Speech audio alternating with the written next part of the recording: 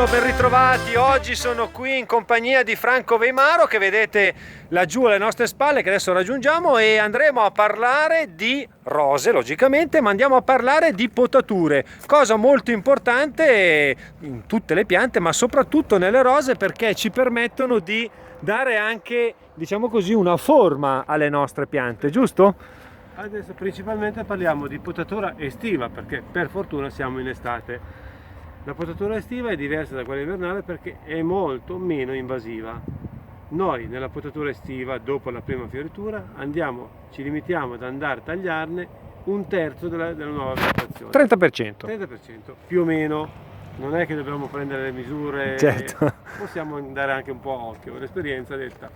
Prendiamo una pianta come questa che a fine fioritura è già ripartita con la nuova vegetazione. Allora, mettiamola da sola così la vediamo bene e riusciamo a far vedere bene la pianta come diventa dopo una potatura. Ecco, questa è la nuova pianta che si è sviluppata, ha fiorito, adesso è nella fase che sta rivegetando, sta facendo gli altri occhi dall'innesto, quindi sono tutti questi fiori che verranno fuori fra un 30-40 giorni, e noi andiamo a potarla, tireremo via. Com'è che li hai chiamati, scusa, questi, Franco? Nuovi occhi. Nuovi occhi, che sono quelli, giusto, Sono questi, che escono? questi qui da Perfetto. sotto, dall'innesto. Ok.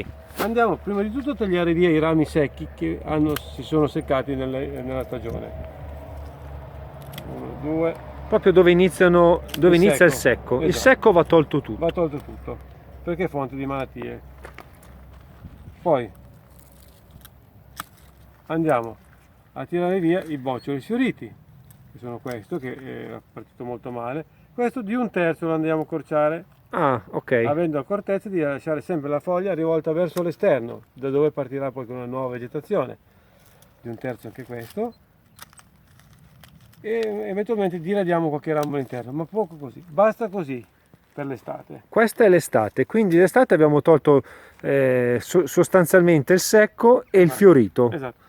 Dopodiché questa potatura, un trattamento col verderame è consigliato, perché disinfettiamo i tagli delle ferite, e diamo anche magari un po' di concime chimico, un sempre granulare, mai liquido perché è molto blando, un granulare a lenta accensione se possibile, se no comunque un granulare ternario con i 3 elementi essenziali, azoto, fosforo e potassio. Perfetto, e questa è la potatura, abbiamo vista, estiva.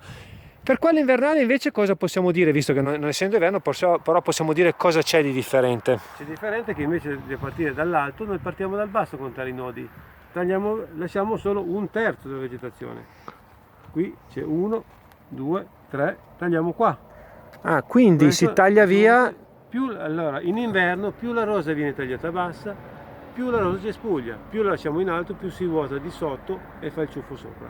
Quindi allora è il contrario, quel 30% che noi andiamo a fare d'estate diventa un 70%. Quindi, e questa quando si fa la potatura invernale? La ripresa vegetativa non è mai troppo tardi, però potrebbe essere troppo presto se non siamo in un clima dove fa molto freddo, ci possono essere delle gelate tardive, è meglio posticipare di un mese la potatura. Qui al nord, per dire dove siamo noi? No, qui siamo a Biella, consigliamo di farlo inizio-fine marzo, da inizio a fine marzo, ok, seconda della stagione. Perfetto, allora insieme verso Pasqua è l'ideale. Allora ricordiamoci della Pasqua, quando arriva Pasqua è il momento di fare la potatura della rosa, quella invernale, ricordate. Quella estiva invece l'abbiamo vista insieme, visto che fa anche molto caldo oggi, e quindi d'estate bisogna andare solo a ripulire un poco la nostra rosa. Alessandro, Franco Weimaro e le rose, e la rosa appena potata qui alle nostre spalle, vi salutano, vi rimandano al prossimo video, e se continuate a seguirci sul Portale del Verde. Ciao, alla prossima!